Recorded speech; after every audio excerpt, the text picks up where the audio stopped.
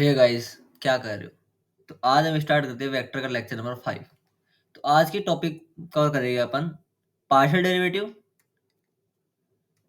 Derivative, chain rule और directional derivative. ठीक है, तो एक-एक करके अपन अब इनकी बात करते हैं। ये क्या होता है, इनको समझते हैं। चलिए आ जाइए। पार्शियल डेरिवेटिव, मैंने अज्यूम किया मेरे पास एक जेड फंक्शन है टू वेरिएबल में। क्या है? जेड फंक्शन है टू वेरिएबल में, एफ एक्स वाई। ठीक है, तो मेरे को पार्शियल डेरिवेटिव लिखना है जेड का। तो मैं लिखा partial derivative of z with respect to x. पहले किसके रेस्पेक्ट में लिया? एक्स के रेस्पेक्ट में लिया। तो इसको डिनोट करते हैं del z by del x. किससे? Del z by del x is equal to del f. F क्या है? जो फंक्शन लिया, del f by del x. इसको रिप्रेजेंट किससे कर सकते हैं? ये तो इसका एक रिप्रेजेंट करने का तरीका हो, दूसरा रिप्रेजेंट करने का एफ एक्स, जिसके रेस्पेक्ट में किया वो नीचे। क्या? जिसके रेस्पेक्ट में किया वो नीचे, राइट। दूसरे पर बात करते हैं partial derivative of z with respect to y. अब वाई के रेस्पेक्ट में बात करते हैं तो del z by del y is equal to del f upon del y. तो अगर वाई के रेस्पेक्ट में किया तो इधर क्या आएगा? F of y, right. समझे? अब इसका मतलब देखते हैं मैंने क्या कहना क्या चाहता है। मैंने माना एक कोई भी इक्वेशन मानी मैंने दो वेरिएबल में, z is equal to x square plus y square. दोनों क्या है? वेरिएबल है, राइट। तो पार्शियल डेरिवेटिव का मीनिंग जो होता है ना, वो होता है कि फंक्शन एक से ज्यादा वेरिएबल पर डिपेंड करे। क्या होता है? फंक्शन एक से ज्यादा वेरिएबल पर डिपेंड कर रहा होगा, राइट। ये होता है पार्शियल डेरिवेटिव का मीनिंग होता है। अब इसको करते कैसे है वो देखते हैं। क्या? इसको करते कैसे है वो देखते हैं। मैंने किया del z by del x. क्या किया? Del z by del x. तो मैं क्या लिखूंगा? जेड को लिखूंगा x square plus y square by del x. अब इसका मतलब क्या होता है? इसका ये मतलब होता है अगर आप इसमें एक्स के रेस्पेक्ट में कर रहे हो, किसके रेस्पेक्ट में कर रहा है? अभी आप डिफरेंशिएट किसके रेस्पेक्ट में किया? एक्स के रेस्पेक्ट में। तो आप वाई को क्या मानोगे? कांस्टेंट। एक्स के रेस्पेक्ट में किया तो बची हुई जितनी भी टर्म है उनको क्या मानना है? कांस्टेंट। अभी आप कांस्टेंट का डेरिवेटिव तो जानते हो। तो एक्स के रेस्पेक्ट में किया तो ये क्या है? 2x। वाई का क्या हो जाएगा? 0। कांस्टेंट है ना वाई, तो एक्स से रेस्पेक्ट में किया तो वाई क्या है? कांस्टेंट। तो इसका हो गया 2x। जैसे मैंने किया del z by del y, तो इसका क्या होगा? डेल फंक्शन क्या है? X square plus y square upon del y. अब वाई के रेस्पेक्ट में किया तो एक्स क्या हो जाएगा? कांस्टेंट। जिसके रेस्पेक्ट में किया उसके अलावा जो भी टर्म है वो क्या हो जाती है? कांस्टेंट। तो कांस्टेंट का क्या हो गया? 0। वाई का हो गया 2y। तो क्या आ गया मेरे पास? 2y, right. समझे? ठीक है, चलिए अब अपन बात करते हैं पार्शियल डेरिवेटिव। डेफिनेशन में जाते हैं अपन। डेफिनेशन क्या बोलती है? The partial derivative of f x comma y with respect to x, point है x note comma y naught. क्या कहती है? Del f by del x किस पॉइंट पे? X note comma y point पे। ठीक है। Limit h tending to 0, f of x naught plus h comma y naught. ठीक है, minus f x note comma y naught upon h. Limit क्या करनी चाहिए? एग्जिस्ट करनी चाहिए। अगर आप सिमिलरली वाई के रेस्पेक्ट में बात करते हैं, तो मेरे पास क्या आ जाएगा? वाई नोट प्लस एच आ जाएगा। जिसके रेस्पेक्ट में बात करें उसके साथ प्लस एच आता है, राइट। तो ये चीज आप ध्यान में रखना, ये आगे चल के हेल्प करेगी। ठीक है, तो अभी एक क्वेश्चन करते हैं। ठीक है, क्वेश्चन है find the value of del f upon del x and del f upon del y. इनकी वैल्यू निकालनी है किस पॉइंट पे? 4, -5 पे। ठीक है, तो अभी को डायरेक्ट मैंने ऊपर जो मेथड बताया उससे आप कर सकते हो, लिमिट के थ्रू ना जाके। ठीक है, तो चलिए मैं लिखता हूं del f upon del x is equal to del, अब फंक्शन क्या है? X square plus 3xy plus y -1 upon del x. अभी मैंने क्या बोला? अगर मैं एक्स के रेस्पेक्ट में कर रहा हूँ, अभी किसके रेस्पेक्ट में? एक्स के रेस्पेक्ट में, तो बाकी जितने भी टर्म है एक्स के अलावा वो क्या हो जाएगी कांस्टेंट। एक्स के अलावा जो भी टर्म वो क्या हो जाती है कांस्टेंट। तो मैंने किया एक्स पहले इस टर्म को, तो ये क्या है, ये तो वेरिएबल है एक्स के रेस्पेक्ट में, तो इसका डेरिवेटिव क्या होगा 2x। इसका क्या, ये भी कांस्टेंट ये भी कांस्टेंट, तो इसका क्या हो जाएगा 3y, क्योंकि x का 1 हो गया ना। अरे देखो 3xy है, 3 और y तो इधर कांस्टेंट हो गया, तो बचा क्या x, तो x का तो 1 हो गया ना, तो ये 3y हो गया। अब ये क्या है, दोनों कांस्टेंट है, तो ये हो गया 0 माइनस 0। अब इसमें अपन वैल्यू पुट करते हैं 3x upon sorry del f upon del x. Point क्या है 4 कोमा माइनस 5, तो चलिए पुट करते हैं 2 इंटू 4 प्लस 3 इंटू माइनस 5, ठीक है 3 into minus 5 is equal to, इसको सोल्व करते हैं 8 minus 15 is equal to minus 7। ये चीज इसमें ध्यान देने है, ये ध्यान देना है कि x के रेस्पेक्ट में किया है, तो बाकी जितने भी टर्म है x के अलावा जितने भी टर्म उनको क्या मानना है कांस्टेंट मानना है, ठीक है। सिमिलरली अपन इसका करते हैं del f upon del y का, तो अपने ने किया del f upon del y का, ठीक है। तो मैं फंक्शन लिखता हूँ पहले x square plus 3xy plus y minus 1 upon में क्या लिया डेल वाई। चलिए इसमें अपन देख सकते हैं कि y के रेस्पेक्ट में करना है, किसके रेस्पेक्ट में करना है y के रेस्पेक्ट में। तो y के अलावा जितनी टर्म उनको क्या मानना है कांस्टेंट मानना है, y के अलावा वाले को कांस्टेंट मानना है। तो x के इधर कांस्टेंट, तो कांस्टेंट क्या हो जाएगा 0। 3 और x क्या हो जाएगा कांस्टेंट, y का कितना हो जाएगा 1, तो ये हो जाएगा 3x, इस y का 1 और माइनस का 0। अब अपन इसकी बात करते हैं, तो अपने पास क्या आ गया 3x प्लस 1, क्या आ गया 3x प्लस 1। अब पॉइंट पर्टिकुलर पॉइंट दे रखा है तो उसमें निकालते हैं, तो पॉइंट क्या है 4 कोमा माइनस 5, तो इसको निकालेंगे तो ये आएगा 3 into 4 plus 5 that is equal to 13, right. तो ये हो गई अपने पार्शियल डेरिवेटिव की एक प्रॉब्लम। अब अगली एक और प्रॉब्लम है, उस पर अपन चलते हैं, तो चलिए आ जाइए।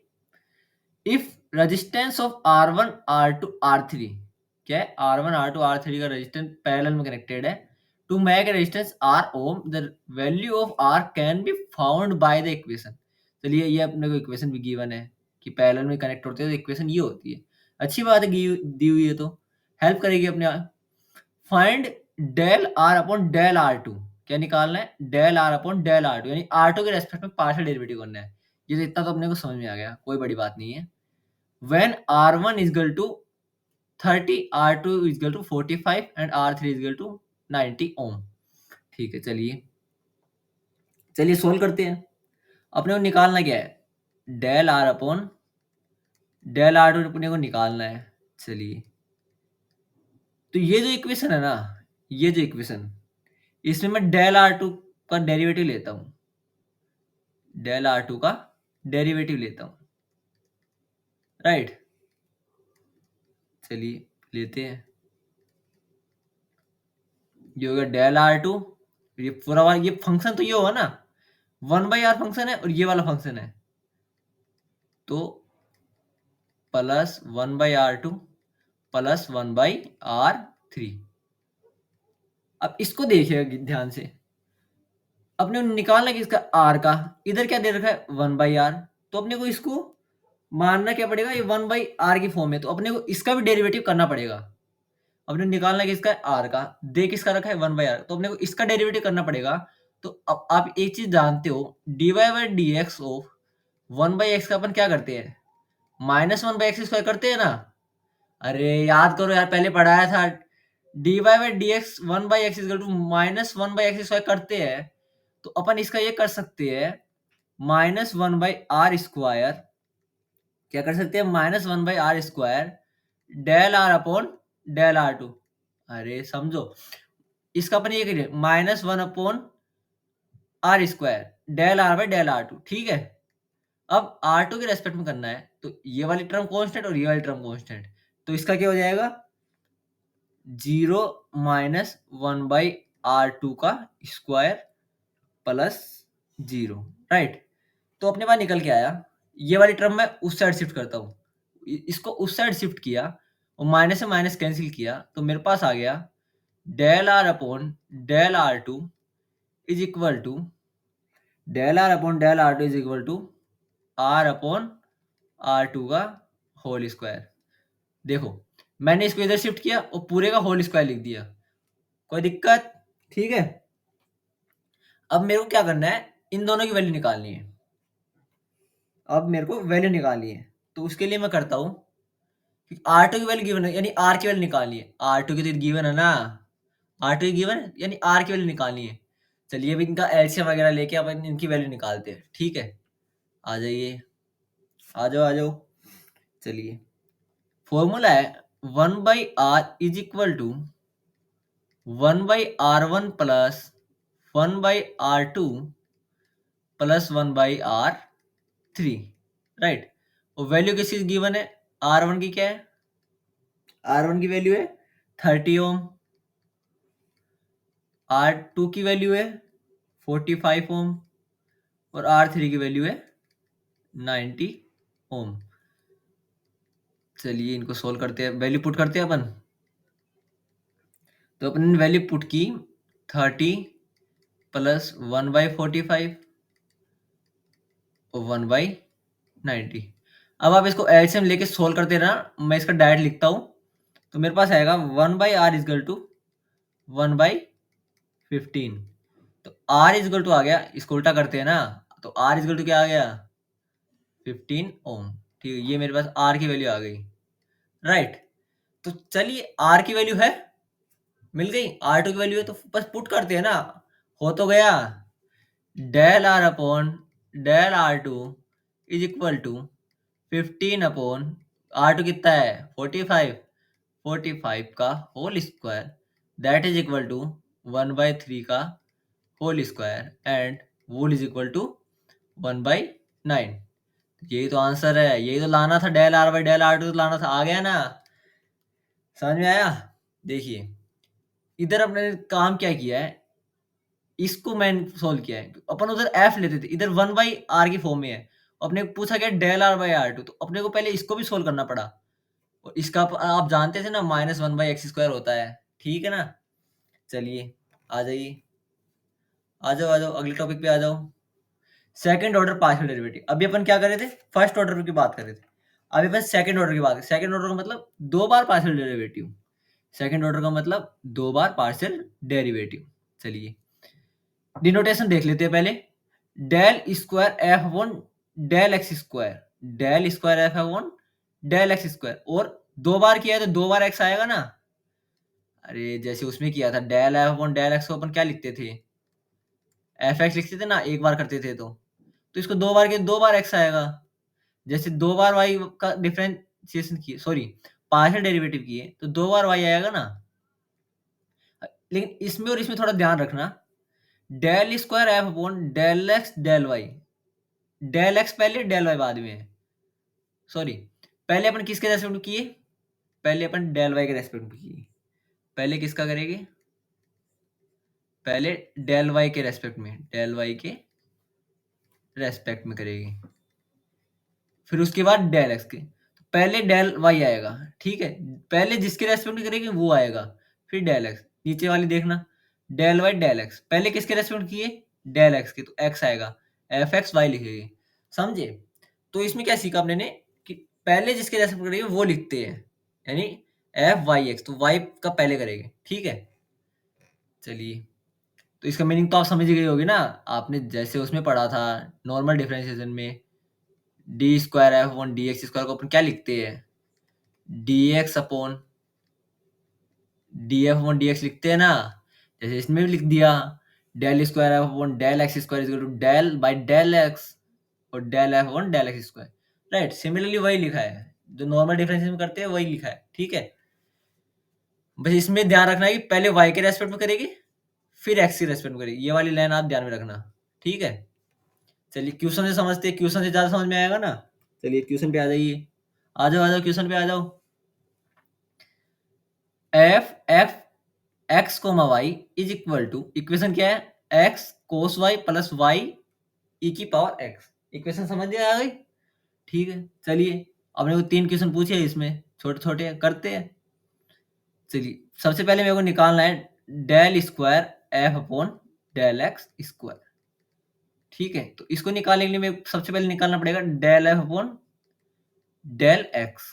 क्या निकालना पड़ेगा? Del f upon del x. तो फंक्शन क्या है? X cos y plus y e की पावर एक्स। किसके रेस्पेक्ट में निकालना है? डेल एक्स के रेस्पेक्ट में। ठीक है, चलिए तो मैंने क्या बोला था, एक्स के अलावा जितने भी ये सारे क्या है, कांस्टेंट है। तो इसके रेस्पेक्ट में किया, पहले टर्म का किया तो क्या हुआ, एक्स का 1 और ये क्या है, कांस्टेंट है। तो एक्स का 1 हो गया तो कांस्टेंट का कोस वाई हो गया ना। ई की पावर एक्स क्या होता है? ई की पावर एक्स, वाई तो कांस्टेंट है। चलिए, इतना हो गया। अब इसमें फिर से करते हैं, 2 बार लगाते हैं तो क्या आएगा, del f upon del x का करना पड़ेगा, यानी डेल। अब ये फंक्शन क्या बन गया, देखिए ये फंक्शन बन गया अब। तो इसका अपने को फिर से करना है, समझ में आया? अब ये फंक्शन बन गया तो अपने को इसका फिर से करना है। तो ये हो गया डेल एक्स। तो चलिए, अब ये वाली टर्म तो कांस्टेंट हो गई तो इसका हो गया 0। अब एक्स पे रेस्पेक्ट किया तो इसका क्या आ गया, वाई ई की पावर एक्स। तो मेरा ओवरऑल आंसर निकल के क्या आया, del square f upon del x square is equal to y e की power x.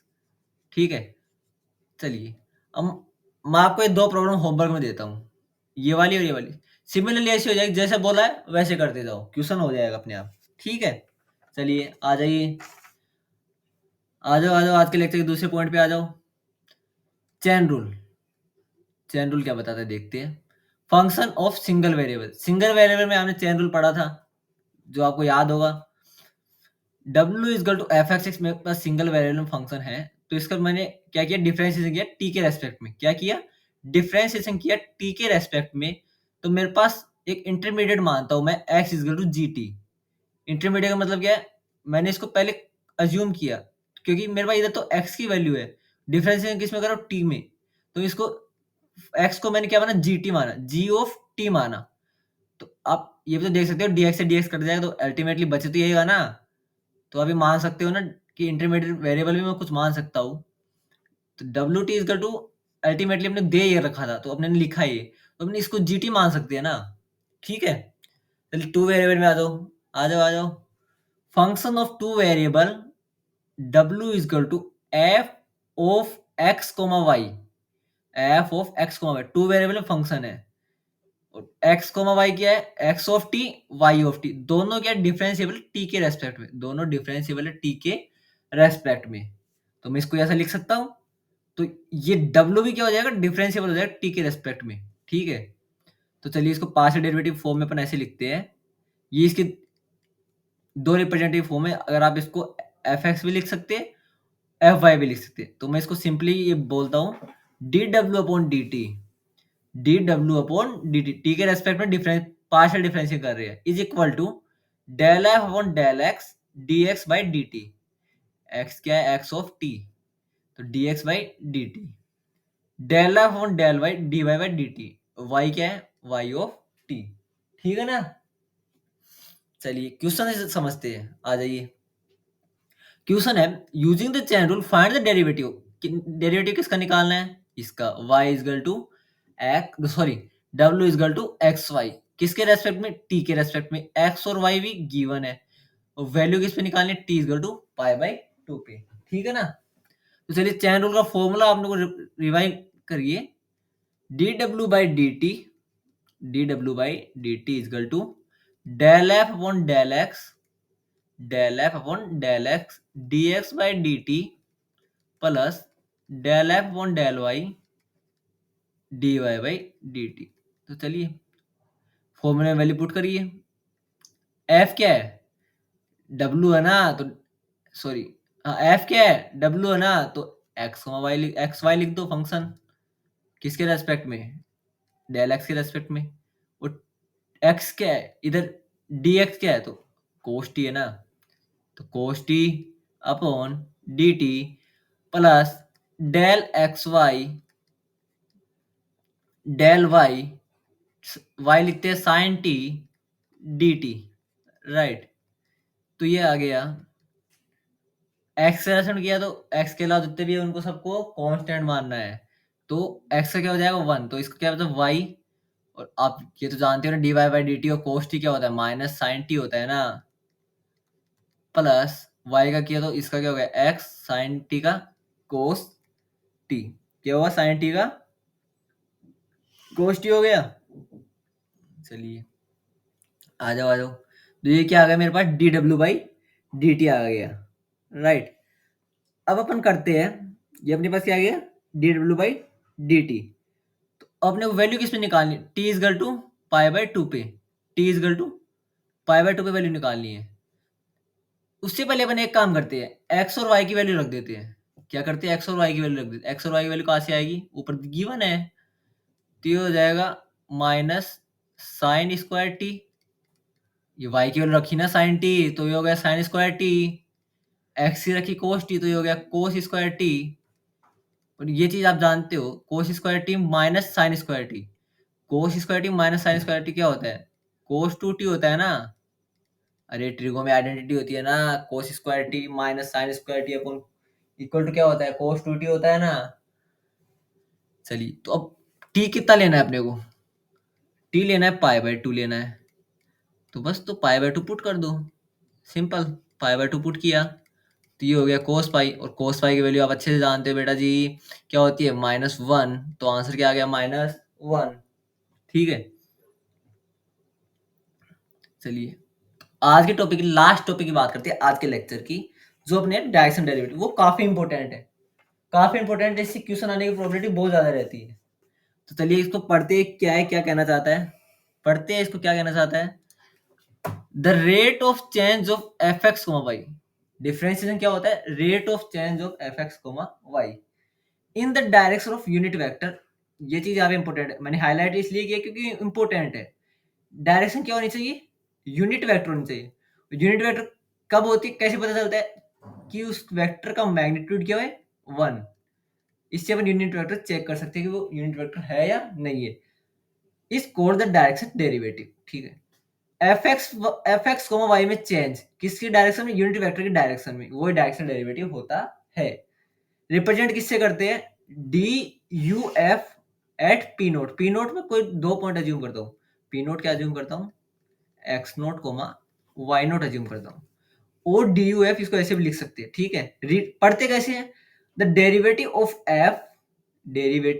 F in the direction of u evaluated at p nought, ठीक है। चलिए इसका फॉर्मूला देखते हैं। इसके भी दो फॉर्म है, फॉर्मूले से कर सकते हो, डायरेक्ट भी कर सकते हो, मैं आपको दोनों बता देता हूँ, जो आपको मर्जी है वो आप कर सकते हो। The derivative of f at p nought is equal to x note comma y nought in the direction of unit vector. मैं आपको फिर बोल रहा हूँ, यूनिट वेक्टर बहुत बहुत इंपॉर्टेंट है, ध्यान से करना, यूनिट वेक्टर ही होना चाहिए। Is u is equal to u1 i cap plus u2 j cap, तो इसको मैंने लिखा limit h tending to 0 f of x nought plus h u1 y nought plus h u2 minus f x nought comma y nought upon h, ठीक है। इसकी दूसरी form देखते हैं, वैसे आप क्वेश्चन करो तो आप ज्यादातर ये फॉर्म यूज में लिया करो क्योंकि इसे इजी पड़ता है, ठीक है ना। D u f at p nought is equal to del f upon del x at p note, u1 से मल्टीप्लाई करेगी जो भी आएगा, plus del f upon del y p note u2 से मल्टीप्लाई करेगी। लेकिन u1 u2 किसके component है, यूनिट वेक्टर के कंपोनेंट है, ठीक है। चलिए इससे रिलेटेड कुछ पॉइंट देखते हैं, फिर उसके बाद क्वेश्चन करते हैं, ठीक है ना। कुछ पॉइंट्स हैं, if the given direction is not unit vector, क्या है not unit vector, then convert into unit vector. अगर दी हुई वेक्टर यूनिट वेक्टर ना है तो उसको यूनिट वेक्टर में कन्वर्ट करो, मैंने आपको फॉर्मूला भी बता दिया है इधर, अगर आप भूल भी गए हो तो आप फिर से रिकॉल कर लीजिए। U cap is equal to u vector upon modulus of u vector, right. The directional derivative of f in the direction of x axis, अगर एक्स एक्सिस आप मानते हो तो यूनिट वेक्टर पॉइंट क्या हो गए 1,0, यानी u2 0 हो गया ना, u2 0 हो गया, h 0 हो गया, ऊपर ऊपर वाले इक्वेशन रिकॉल करो ना यार, u2 0 हो गया तो इधर क्या बचा, y नोट ही तो बचा, तो ये क्या हो गया f x naught plus h और u1 1 comma y naught minus f x note comma y naught upon h, right. Similarly y axis में लोगे तो क्या पॉइंट आएगा 0,1 आएगा ना, तो एच u1 कितना हो गया 0 और u2 कितना हो गया 1, तो ये आ गया ना। ठीक है, अगर मान लो डायरेक्शन गिवन नहीं है, फिर भी आपको डायरेक्शन डेरिवेटिव पूछ लिया, तो आप अज्यूम करेंगे साइन थीटा आई कैप प्लस कोस थीटा जे कैप। क्या अज्यूम करेंगे? साइन थीटा आई कैप प्लस कोस थीटा जे कैप। आ जाइए क्वेश्चन देखते हैं डायरेक्शनल डेरिवेटिव का। आ जाओ आ जाओ। Using the definition find the directional derivative of this function. Function क्या है? X square plus x y. Point क्या है? 1,2। Unit vector u is equal to this. ठीक है, सबसे पहले आपका काम होता है चेक करो यूनिट वेक्टर है या नहीं है। इसमें तो इस क्वेश्चन में तो मान लो आपको साफ साफ लिख दिया यूनिट वेक्टर है, लेकिन आप चेक करिए यूनिट वेक्टर है या नहीं है। मैं आपको और क्वेश्चन के लिए बता रहा हूँ, इसमें तो लिख दिया, आप चेक ना करो तो भी चलेगा। मैं आपको चेक करने का मेथड बस समझा रहा हूँ एटलीस्ट। तो क्या हो गया, उसका मैग्नीट्यूड 1 होना चाहिए, कंडीशन होती है यूनिट वेक्टर की। तो मैग्नीट्यूड कैसे लिखते हैं? आई कैप के कंपोनेंट का स्क्वायर। क्या? आई कैप के कंपोनेंट का स्क्वायर प्लस जे कैप के कंपोनेंट का स्क्वायर।